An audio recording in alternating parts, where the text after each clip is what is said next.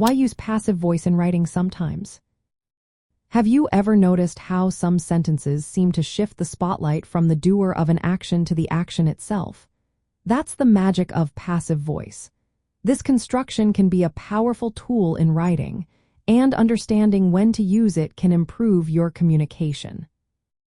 The passive voice focuses on the person or thing that experiences an action rather than the one performing it.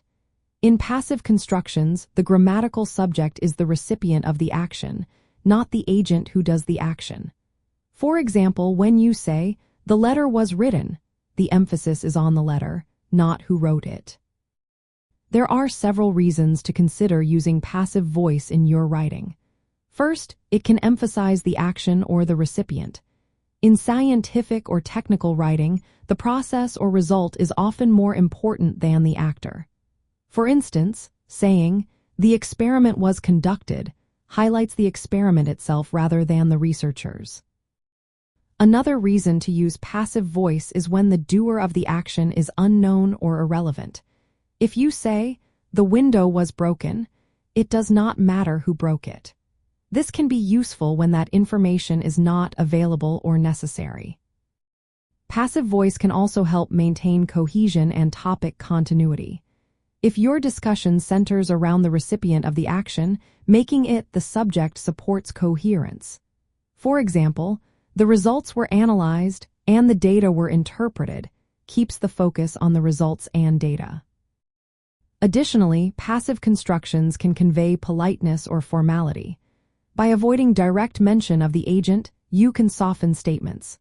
For example, saying, "Mistakes were made," avoids placing blame on a specific person, which can be helpful in formal or diplomatic contexts. From a grammatical standpoint, passive voice changes the typical subject-verb-object order. It follows a subject-verb structure, using a form of the verb to be combined with the past participle of the main verb. This allows for flexibility in sentence structure and emphasis. Phonetically, passive constructions do not significantly alter pronunciation patterns. However, they may affect rhythm and intonation due to the additional auxiliary verb, to be, and the past participle form. This can influence the flow and emphasis when spoken, often placing stress on the action or recipient. In summary, passive voice is a useful tool in writing. It highlights the action or its recipient, omits or downplays the agent, maintains topic continuity, and can convey formality or politeness. Understanding how and when to use passive voice can enhance your writing and make your communication clearer.